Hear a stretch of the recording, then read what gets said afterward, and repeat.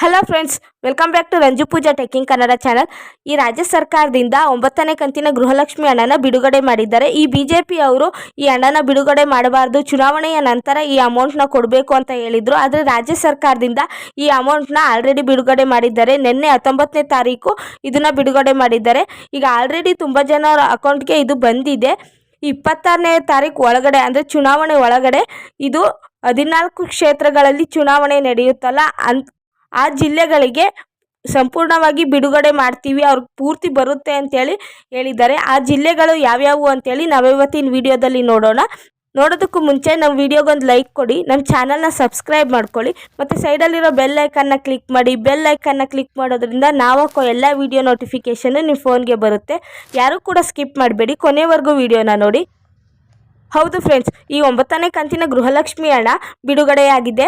ಈ BJP ಅವರು ಚುನಾವಣೆ ನಂತರ ಈ ಅಮೌಂಟ್ನ ಬಿಡುಗಡೆ ಮಾಡಬೇಕು ಅಂತ ಹೇಳಿದರು. ಆದರೆ ರಾಜ್ಯ ಸರ್ಕಾರದಿಂದ ಈಗಲೇ 9ನೇ ಕಂತಿನ ಹಣನ ಬಿಡುಗಡೆ ಮಾಡಿದ್ದಾರೆ. ಆದರೆ ಎಲ್ರಿಗೂ ಕೂಡ ಈ ಅಮೌಂಟು ಇನ್ನೂ ಕೂಡ ಬಿಡುಗಡೆ ಮಾಡಿಲ್ಲ.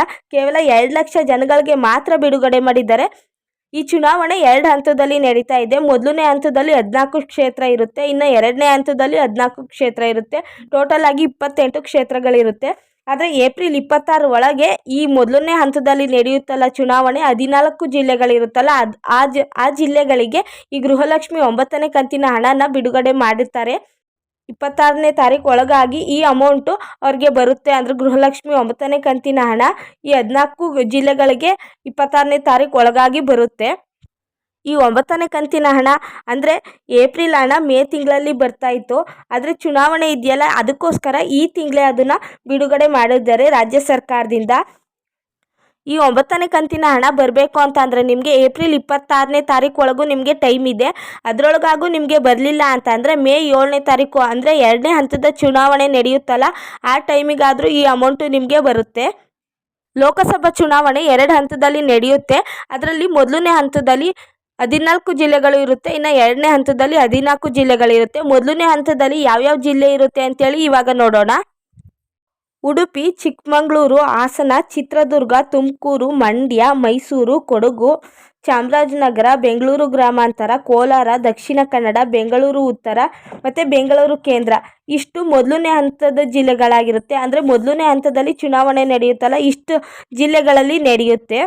ಇಷ್ಟು ಜಿಲ್ಲೆಗಳಿಗೆ ಏಪ್ರಿಲ್ 26 ಒಳಗಾಗಿ ನಿಮ್ಮ ಗೃಹಲಕ್ಷ್ಮಿ 9ನೇ ಕಂತಿನ ಹಣ ಬರುತ್ತೆ.